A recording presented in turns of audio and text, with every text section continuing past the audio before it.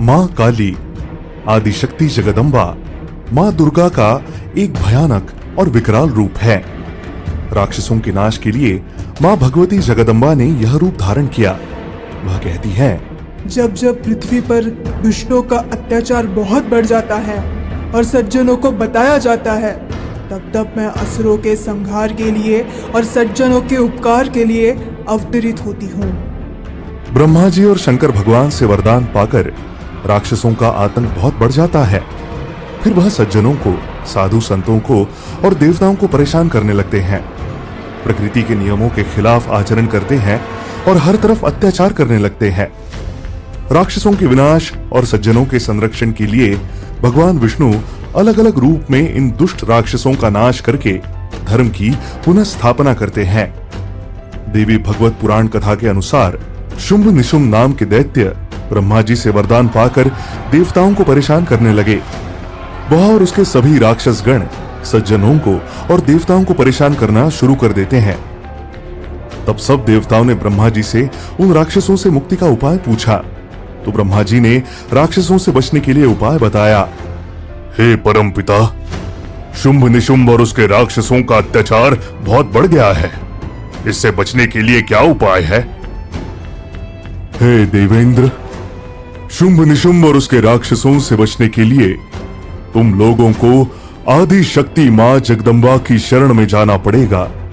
इसलिए तुम लोग भगवान भोलेनाथ के पास जाओ, वहीं तुम्हारी सहायता करेंगे।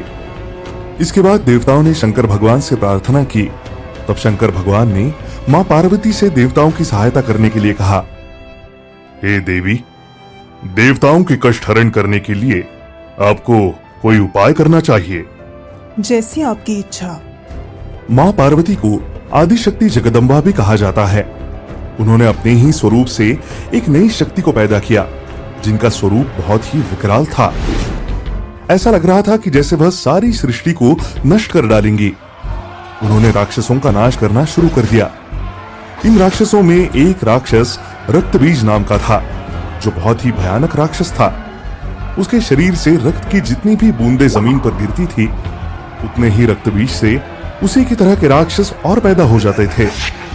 देवता लोग यह देखकर परेशान हो गए कि इस तरीके से तो रक्तबीज का नाश नहीं हो सकता है, क्योंकि रक्तबीज राक्षस को ब्रह्मा जी का वरदान था कि उसके शरीर से जितनी बूंदें खून की जमीन पर गिरेंगी, उतने ही रक्तबीज और उत्पन्न हो जाएंगे।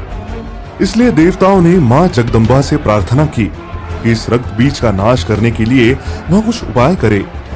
हे मां, इस रक्तबीज राक्षस का विनाश शीघ्र कीजिए, नहीं तो यह संपूर्ण सृष्टि को ही खत्म कर देगा।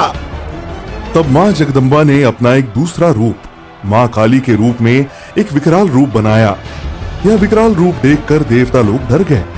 फिर मां काली ने अपनी जीभ को इतना बड़ा किया कि जहां पर मां जगदम्बा राक्षसों का विनाश कर रही थी, उस पूरे क्षेत्र में उनकी जीभ फैल गई।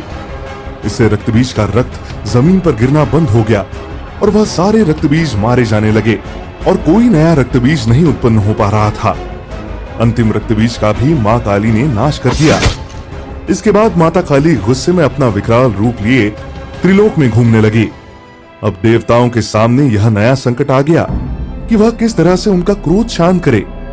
तब उन्होंने भगवान भोलेनाथ से प्रार्थना की, हे भगवान भोलेनाथ, आप मां काली के क्रोध को शांत करिए, क्योंकि तीनों लोक में आपके सिवाय और कोई नहीं जो मां काली के क्रोध को शांत कर सके। इसलिए आप ही कुछ उपाय करें जिससे मां काली का क्रोध शांत हो। भगवान भोलेनाथ ने देवताओं को आश्वासन दिया कि वह कुछ करेंगे जिससे मां काली का क्रोध शांत हो जाए, और वह जाकर के माता काली के आगे लेट गए। जब मां काली का भगवान शंकर के सीने पर पैर पड़ा, तो वह भगवान भोलेनाथ के स्पर्श से डर गईं और उनकी जीभ डर के मारे बाहर निकल गई। उनका सारा क्रोध दूर हो गया और उनके अंदर ममता और पश्चाताप की भावना प्रकट हो गई। उन्होंने भगवान भोलेनाथ से बहुत ही विनती की, क्षमा याचना की। इस प्रकार वह अपने विकराल रूप से शांत रूप में आकर के वापस पार्वती के रूप में वापस आ गई।